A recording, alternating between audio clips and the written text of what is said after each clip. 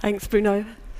So how can artwork help us understand more about the complexity of data? This isn't an ordinary vending machine. It's a machine that dispenses snacks, not at the press of a button or the drop of a coin, but when it hears of news of an economic downturn.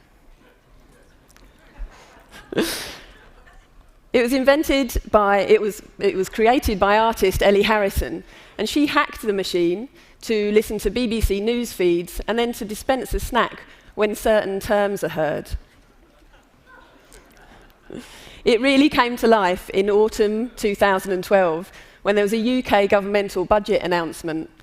And when the announcement came out, there was a lot of bad fiscal news, and the machine just went crazy, started dumping snacks out as quick as it could. So much so that we couldn't open the flap to get them out. So it was really lovely that this machine was kind of empathizing with the audience, and it was saying, I want to give you food to help you through this depressing news.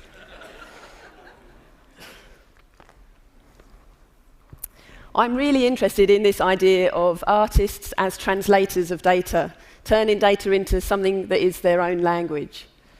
And I use data a lot in my own artwork. I've used data from the translation of the movement of fish to create sound and animation, like this piece of work called The Lake. And I've used data from light level fluctuations in Finland to create this flapping movement in this work called Lepidopteral. I've also used data from migratory bird patterns to create flocking movement in these tiny teapots called tea flock. So I've worked with data a lot. It's as a material. I think it's really brilliant because it's ubiquitous and it's really manipulatable, and more often than not, it's free. So last year, I was asked, very lucky to be asked actually, by the Open Data Institute to curate and commission a series of data-driven artworks for their new premises. Now, the Open Data Institute was set up by Sir Tim Berners-Lee and Professor Nigel Shadbolt to ask the question, how can we create knowledge for everyone through a culture of open data? And the works that we selected were works that artists used data in many different ways, but one of the things that most of them did was take data and turn it into something physical, turn it into something tangible that we could actually see and move it away from the screen and take it into the real world a bit more. So this work is called The Body. It's by an artist called Stanza. It's over 2 meters tall, and it's a physical 3D scan of the artist's body. And it's full of different electrical components that change dynamically when it picks up the emergent properties of the urban landscape around the artist's home. So the sensors that are driving this work are light, temperature, and noise sensors. And what the work is asking is, how can we use environmental data and embody it in ourselves? How can we reflect the places that we're going to or the places that we've come from?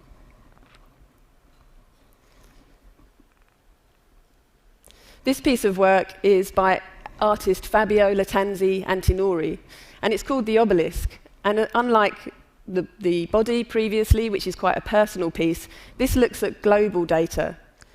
So this work is looking at lots of different data feeds, and it's looking for terms that refer to crimes against humanity, such as war, aggression, or genocide.